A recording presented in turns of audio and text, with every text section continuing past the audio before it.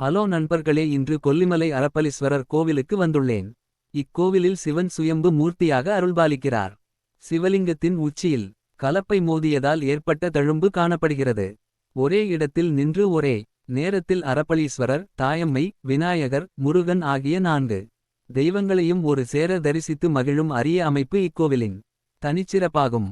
அறம்வளர்த்தநாயகி சந்நிதி முன்மண்டபத்தின் மேற்பகுதியில் அஷ்டலட்சுமிகளுடன் கூடிய ஸ்ரீசக்கர யந்திரம் உள்ளது. இதன் கீழே நின்று வழிபட லட்சுமி கடாட்சம் கிடைக்கும்.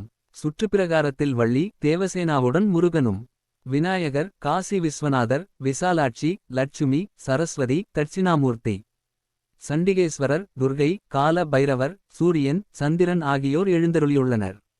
இயற்கை அன்னையின் அழகை ஒட்டு மொத்த குத்தகைக்கு எடுத்து கொண்ட மலை. அழகிகளில் கொல்லிமலை சிறப்பு பெற்றது. தன் அழகை 17 மைல் தூரத்திற்கு விரித்திருக்கும் இந்த மலை ஏறத்தாழ 2000